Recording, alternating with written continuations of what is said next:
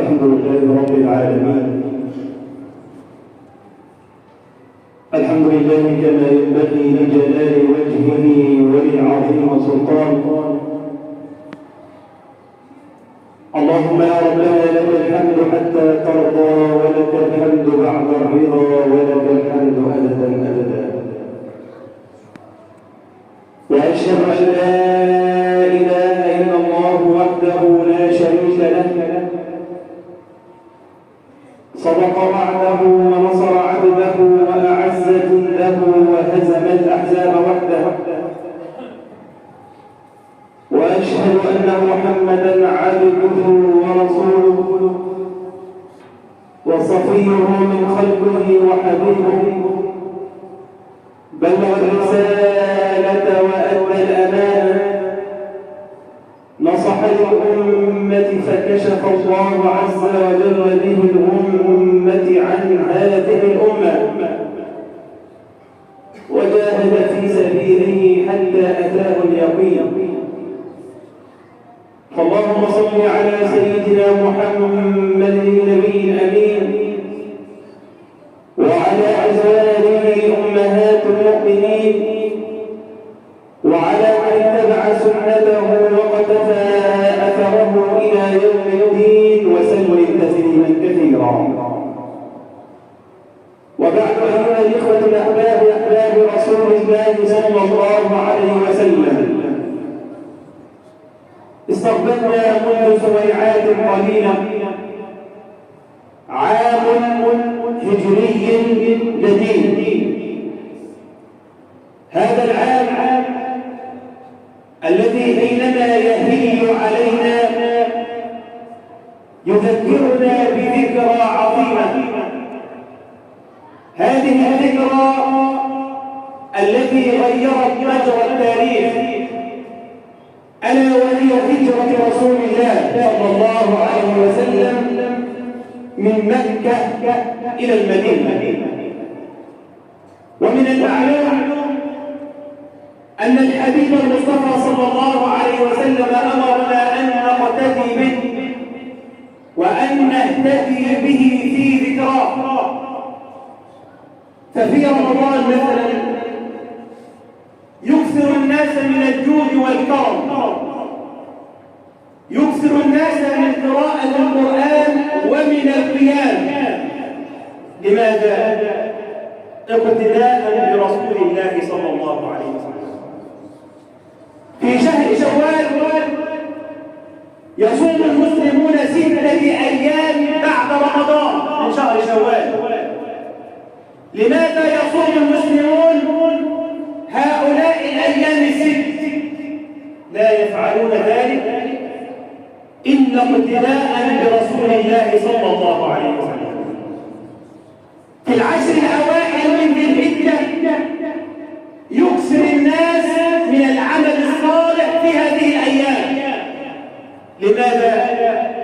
اقتداء برسول الله صلى الله عليه وسلم. طيب، جاءت ذكرى الهجرة ونريد أن نقتدي برسول الله صلى الله عليه وسلم، فماذا نفعل؟ أنترك الأوطان ونترك الأولاد والأعمال ونهاجر إلى مدينة رسول الله صلى الله عليه وسلم حتى نقتدي برسول الله صلى الله عليه وسلم، أم ماذا نفعل؟ إذا أردنا أن نقتدي برسول الله صلى الله عليه وسلم في الهجرة فعلينا أولا أن نعلم ما معنى كلمة هجرة وما هي أنواع الهجرة. لما أراد أهل العلم أن يعرفوا معنى كلمة هجرة قالوا أن الهجرة هي الانتقال من بلد إلى بلد آخر لغرض ما. أنتقل من هذه البلد إلى بلد آخر لغرض في قلبي. الانتقال من بلد إلى بلد لغرض ما. والهجرة لها أنواع 3. هناك هجرة نبوية وهناك هجرة شرعية وهناك هجرة غير شرعية. أول أنواع الهجرة هي الهجرة النبوية. وما هي الهجرة النبوية؟ الهجرة النبوية هي هذه الهجرة التي قام بها الحبيب المصطفى صلى الله عليه وسلم هو وأصحابه، وانتقلوا من مكة إلى المدينة. وهذه الهجرة انتهت بفتح مكة. وقف النبي صلى الله عليه وسلم بعد فتح مكة وقال: لا هجرة بعد الفتح، أي إن الهجرة من الآن أصبحت لا توجد في الإسلام، لأن موجبها قد انتهى وسببها قد انتفى. مكة قديما قبل فتح مكة قديما كانت دار كفر، دار ظلم، دار عدوان. لا يأمن المسلم على دينه ولا يأمن على إسلامه ولا يستطيع أن يظهر إسلامه. لذلك أمر الله سبحانه وتعالى المسلمين أن يهاجروا، أن يفروا من هذه البلد الظالم أهلها. كان المسلمون يقتلون ويعذبون، حتى المرأة كانت تضرب بالسهم في محل عصمتها. لماذا كل ذلك؟ لأنها كانت تقول: لا إله إلا الله. لما زاد الظلم وزاد العدوان هنا أمر الله عز وجل المسلمين أن يهاجروا، وظلوا في المدينة حتى انتشر الإسلام وكثر عدد المسلمين، وجاء المسلمون فاتحين مكة. هنا وقف النبي صلى الله عليه وسلم وقال: لا هجرة بعد الفتح. حتى أن هناك رجل يسمى صفوان ابن أمية. هذا الرجل جالس هو أحد الصحابة، فإذا بأحد الصحابة يقول لصفوان: يا صفوان، أنا سمعت أن رسول الله صلى الله عليه وسلم يقول: لا دين لمن لم يهاجر. الرجل الذي لا يهاجر لا دين له. فلما سمع صفوان ذلك شال متاعه على ظهره وانطلق من مكة إلى المدينة. فلما رآه النبي صلى الله عليه وسلم قال: ما الذي جاء بك يا أبا وهب؟ أنت جاي ليه؟ قال: سمعت أنك قلت لا دين لمن لم يهاجر فجئتك مهاجرا. قال: ارجع إلى بلدك مرة ثانية، فلا هجرة بعد الفتح. خلاص، ما دام فتحت مكة لا هجرة بعد الفتح. يبقى الهجرة الأولى، النوع الأول من أنواع الهجرة هي الهجرة النبوية. طيب، النوع الثاني من أنواع الهجرة هي الهجرة الغير شرعية. طيب، ما معنى كلمة هجرة غير شرعية؟ الهجرة الغير شرعية هي الانتقال من بلد إلى بلد آخر بطريق غير شرعي، كالتسلق على الجبال، كركوب أمواج البحر، كالمشي في الأنفاق. كل هذه الأنواع تسمى بهجرة غير شرعية. طيب، ما حكم الإسلام؟ ما حكم الإسلام في هذه الهجرة؟ هذه الهجرة اتفق أهل العلم حديثا جميعا، اختلف أحد، أنها حرام. لماذا حرام؟ لأنك تمشي بطريق غير شرعي، تمشي مركب ليس مؤهل، وتمشي في أمواج عالية، فقد يحدث الهلكة. ولا تلقوا بأيديكم إلى التهلكة. سمعنا منذ أيام قليلة، أقل من شهر، أكثر من 500 شاب، أكثرهم مصريين وأكثرهم من قرية واحدة. كل هؤلاء الأولاد وكل هؤلاء الشباب يركبون مركبا غير أهلي، يريد أن يذهب إلى هذا المكان، فابتلعه البحر، أكله ماتوا جميعا غرقا. هؤلاء الأسماك يأكلون وهذا يطفى على الأمواج. كل ذلك لماذا؟ لأنه هاجر بطريق غير آمن. إذا أردت أن تهاجر ستجد الخير الكثير كما قال ربنا: ومن يهاجر في الأرض يجد في الأرض مراغما كثيرا وسعة، ولكن بطريق شرعي. أما الطريق الغير شرعي، الطريق الغير آمن، هذا حرام شرعا. لماذا؟ لأنه يؤدي بصاحبه إلى التهلكة، وقد حرم الإسلام كل ما يؤدي إلى التهلكة، ولا تلقوا بأيديكم إلى التهلكة. هذا هو النوع الثاني من أنواع الهجرة، وهو الهجرة الغير شرعية. طيب، النوع الثالث وهي الهجرة الشرعية، الهجرة الذي أمرنا ربنا أن نتحلى بها. وهناك أبواب من أبواب الهجرة مفتوحة إلى يوم القيامة. لما وقف النبي صلى الله عليه وسلم في فتح مكة قال: لا هجرة بعد الفتح ولكن جهاد ونية. قال الإمام النووي رحمه الله: إذا ابتغيت الأجر بالهجرة لن تأخذ ذلك. يعني مثلا أنا قاعد في مصر أريد أن أهاجر إلى المدينة اقتداء برسول الله صلى الله عليه وسلم، هل آخذ أجر الهجرة الذي أخذه الصحابة؟ لا آخذ الأجر على ذلك. إذا أردت أن آخذ أجر الهجرة عليك بشيء عظيم وشيء بسيط سهل، ألا وهي تصحيح النية. والنية باب عظيم من أبواب الخير. كل حركة وكل فعل تنوي بها الخير يعطيك الله عز وجل الأجر على ذلك. يعني مثلا الرجل منا يذهب إلى عمل ينوي في قلبه أنني أخرج من بيتي حتى آتي برزق حلال لي ولأولادي، أعف نفسي عن الحرام لي ولأولادي. ألي أجر بذلك؟ لك أجر عظيم بذلك، وإن مت على ذلك فأنت شهيد.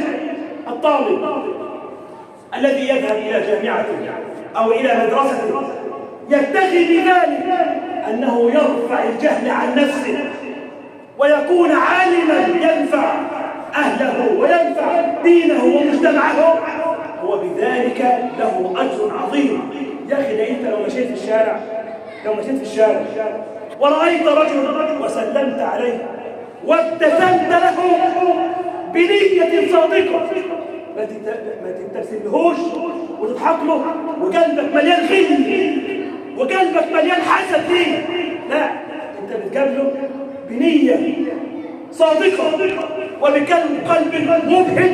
لو فعلت ذلك تبسمك في وجه أخيك صدقة. يا أخي، ده أنت حينما ترتقي بزوجك وتقضي شهوتك أنت بذلك لك أجر.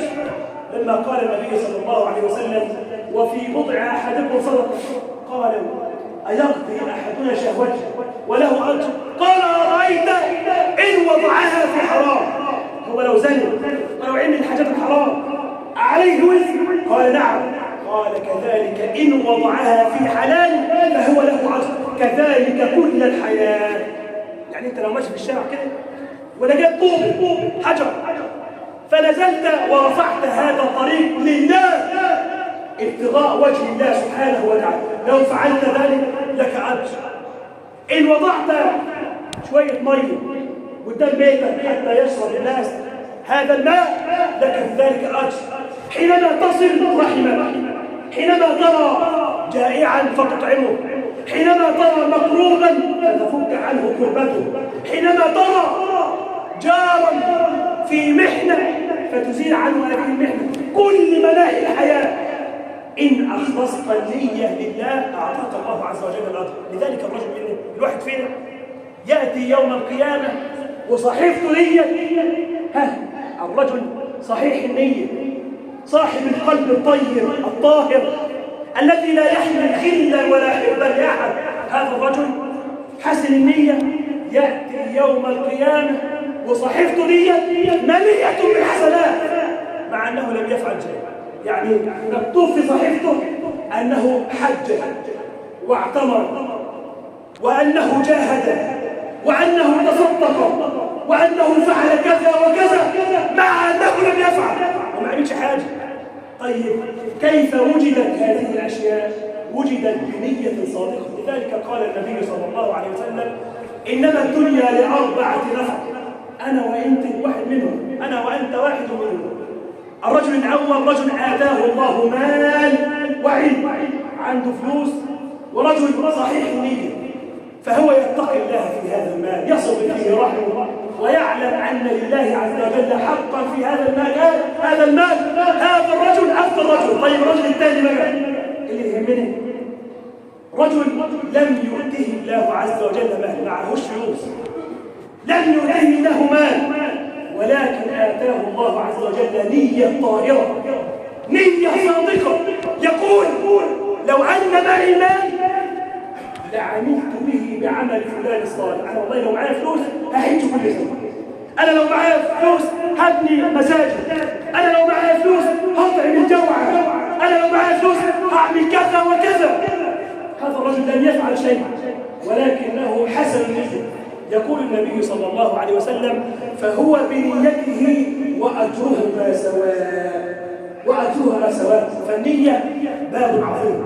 كذلك أيضا إذا أردت أن تقتدي برسول الله صلى الله عليه وسلم، صلينا على النبي، إذا أردت أن تقتدي برسول الله صلى الله عليه وسلم فعليك بهجرة الذنوب والمعاصي، وهذه من أعظم أنواع الهجرة. إذا أردت أن تقتدي بالنبي صلى الله عليه وسلم بالهجرة فعليك أن تهجر المعاصي، عليك أن تهجر أكل الحرام، عليك أن تهجر النظر إلى الحرام، عليك أن تهجر الغيبة والنميمة، عليك أن تهجر الخل والحقد والحسد، عليك أن تهجر قول الزور وشهادة الزور، عليك أن تهجر قطع الأرحام، عليك أن تهجر سوء الجوار.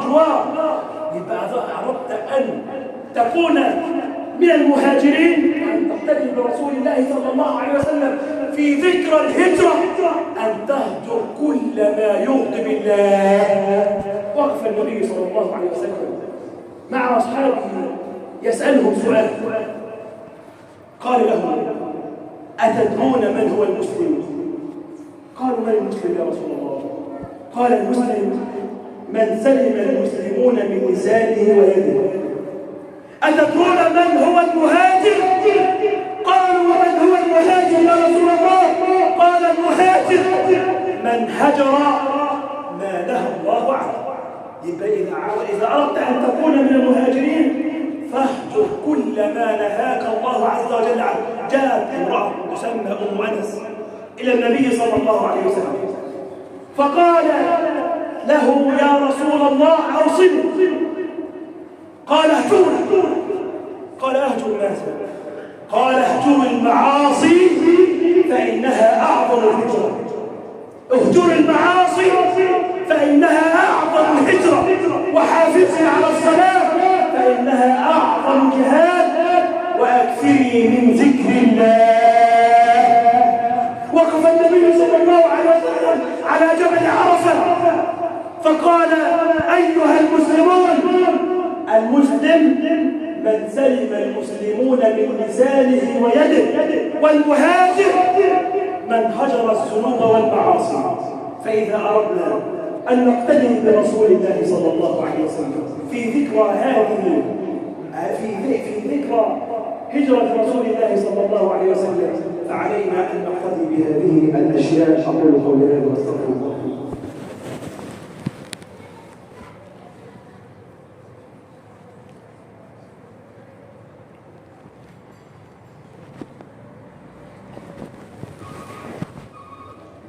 الحمد لله رب العالمين،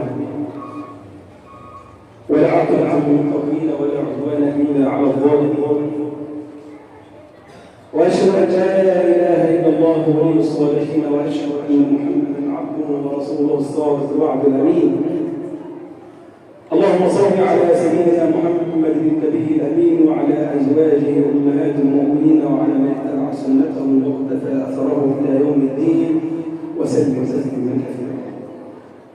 وبعد أيها الأحباب أحباب رسول الله صلى الله عليه وسلم، نعيش في هذه الأيام في شهر أضافه الله عز وجل لنفسه، ألا وهو شهر الله المحرم. وشهر الله المحرم هو شهر من الأشهر الأربع الحرم. فالأشهر الحرم عند الله عز وجل أربعة: ذو القعدة وذو الحجة والمحرم ورجب. فشهر الله المحرم هذا الشهر من الأشهر الحرم.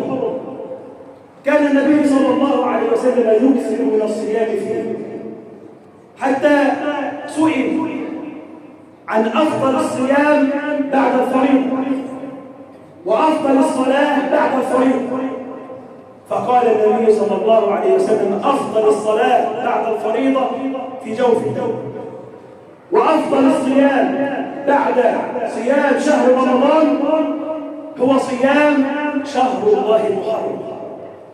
هذا الشهر جعل الله عز وجل فيه يوم عظيم، ألا وهو يوم عاشوراء، اليوم العاشر من هذا الشهر، شهر الله المحرم. هذا اليوم يوم عاشوراء يوم عظيم. لما هاجر النبي صلى الله عليه وسلم من مكة إلى المدينة وجد اليهود يصومون يوم عاشوراء، فسأل عن ذلك: لماذا تصومون هذا اليوم؟ فقالوا: هذا اليوم هو يوم عظيم نجى الله عز وجل فيه موسى من فرعون. فقال النبي صلى الله عليه وسلم: نحن أولى بموسى منكم، فصامه وعمر بصيامه وجعل من صامه يكفر عاما كاملا من الذنوب والمعاصي. يبقى يوم عاشوراء اليوم العاشر من المحرم، إن صمته كفر الله عز وجل عنك عاما كاملا من الذنوب والمعاصي. فإن استطعت أن تصوم يوما قبله أو يوما بعده فهذا أفضل، لأن اليهود كانوا يصومون يوم عاشوراء فقط، والنبي صلى الله عليه وسلم كان يحب أن يخالف اليهود في كل شيء، فقال: لئن عشت إلى العام القادم فسوف أصوم يوما قبله أو يوما بعده، فمات النبي صلى الله عليه وسلم. يبقى يوم عاشوراء وهو اليوم العاشر من شهر الله المحرم يوم عظيم، من صامه كفر الله عز وجل عنه عاما كاملا من الذنوب والمعاصي. فحري بنا أن نصوم هذا اليوم حتى يكفر الله عز وجل عنا عاما كاملا من الذنوب والمعاصي. أسأل الله عز وجل بأسمائه الحسنى وصفاته العلى أن يغفر لنا ذنوبنا رب العالمين. اللهم اغفر لنا ذنوبنا وإسرافنا في أمرنا وثبت أقدامنا وانصرنا على من عادانا. اللهم آت نفوسنا تقواها زكها أنت خير من زكاها أنت وليها ومولاها. اللهم اشف مرضانا ومرضى المسلمين، اللهم اشف مرضانا ومرضى المسلمين وارحم موتانا وموتى المسلمين. اللهم صلنا فوق الأرض وتحت الأرض ويوم العرض عليك يا رب العالمين. وارزقنا يا ربنا حسن الخاتمة. ربنا تقبل منا إنك أنت السميع العليم، وتب علينا إنك أنت التواب الرحيم. وآخر دعوانا الحمد لله رب العالمين. إن الله وملائكته يصلون على النبي يا أيها الذين آمنوا صلوا عليه وسلموا تسليما. أقول قولي هذا وأستغفر الله لي ولكم.